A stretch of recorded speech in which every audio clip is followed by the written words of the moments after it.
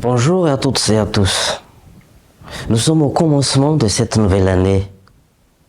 Pour célébrer la fête de l'Épiphanie, c'est-à-dire la manifestation de Dieu au monde, l'Église nous propose l'évangile de Matthieu qui raconte la visite des mages à l'enfant Jésus.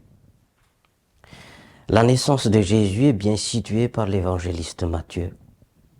Il est né à Bethléem de Judée, au temps du roi Hérode le Grand, pour nous dire que Dieu, en Jésus-Christ, est vraiment entré dans l'histoire des hommes. Dieu n'est plus à chercher dans un ciel lointain, mais il a fait de notre histoire son ciel où nous pouvons le trouver et le rencontrer. Hérode, le grand roi de Judée, ne sait rien de cette naissance, de cette présence divine au cœur du monde. Il ne connaît cet événement que par l'intermédiaire des mages, des étrangers venus de l'Orient. Comme la plupart des gens vivant dans la pauvreté, la naissance de Jésus, un enfant d'une famille pauvre, est insignifiant pour Hérode. Mais en même temps, cela lui fait peur, parce qu'on dit que cet enfant est le roi des Juifs. Justement, les mages, des personnes de haute dignité, viennent de loin pour se prosterner devant lui. Ce qui fait peur à Hérode, en attendant cette naissance, c'est de perdre son pouvoir.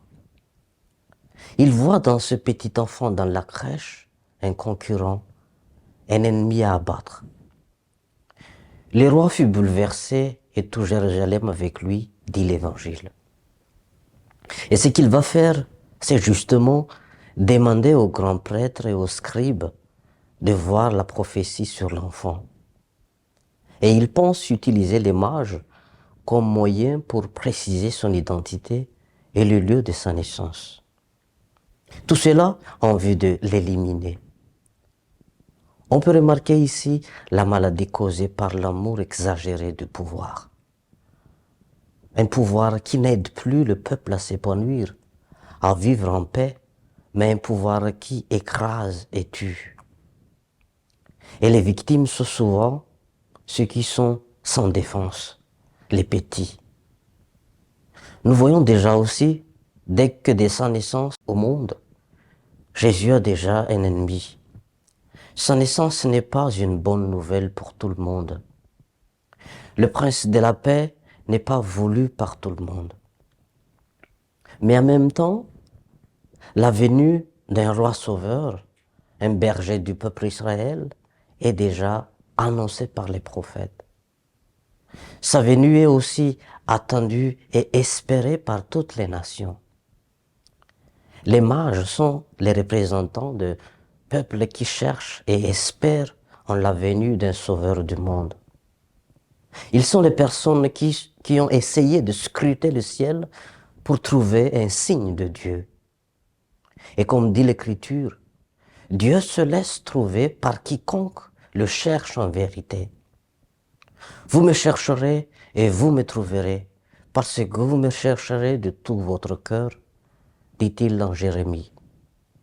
Dieu, principe et fin de toute chose, peut être connu avec certitude par la lumière naturelle de la raison humaine, à partir des choses créées, dit saint Paul à la lettre aux Romains. Le ciel raconte la gloire de Dieu, toutes les étoiles annoncent ce qu'il a fait, dit aussi le psaume 19. Les mages sont ces personnes qui recherchent des signes du Dieu vivant. Il y a déjà ces jeux un progrès, parce que beaucoup croyaient et croient encore que les astres sont des divinités à adorer et qu'ils influencent les destins des hommes. Combien de fois, au commencement d'une année comme celle-ci, les gens sont tentés de chercher dans les astrologies et les horoscopes l'avenir. La tentation de vouloir savoir ce que réserve le nouvel an. Mais cela ne manifeste-t-il pas un manque de confiance en Dieu? Pour les mages, l'étoile qu'ils ont vue renvoie à quelque chose de plus grand. la naissance au monde du Créateur. Cette étoile brillante amenait les mages de l'Orient jusqu'à ce qu'elle s'arrête sur l'endroit où se trouvait l'enfant. L'expérience des mages nous enseigne que notre destin, notre avenir n'est pas écrit d'avance dans les astres du ciel. Notre vie et notre avenir se trouvent entre les mains de ce petit bébé fragile dans une mangeoire.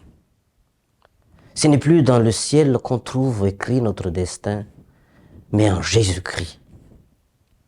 Ce petit enfant nous est donné comme une étoile pour guider notre vie vers le vrai chemin, le chemin qui mène à la plénitude de la vie, qui conduit au Père. Dans ce petit bébé de Nazareth, nous pouvons trouver la paix, la joie et le bonheur. Seul le pouvoir de ce petit enfant sans défense peut nous garantir tout cela. Parce que c'est cela le pouvoir de Dieu. Le pouvoir d'un Dieu qui accepte de devenir petit, faible et fragile parce qu'il nous aime. L'amour rend fragile. Les mages lui offrent de l'or, de l'encens et de la myrrhe en signe d'adoration.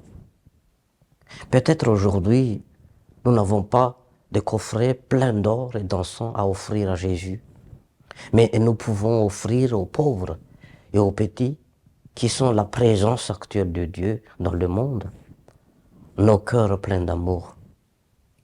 Dans les pauvres, Dieu est si petit qu'il a besoin de notre soin, de notre protection, de notre chaleur humaine. N'est-ce pas le chemin des pauvres qui est l'autre chemin nous menant vers Dieu? Bon dimanche à tous et à tous.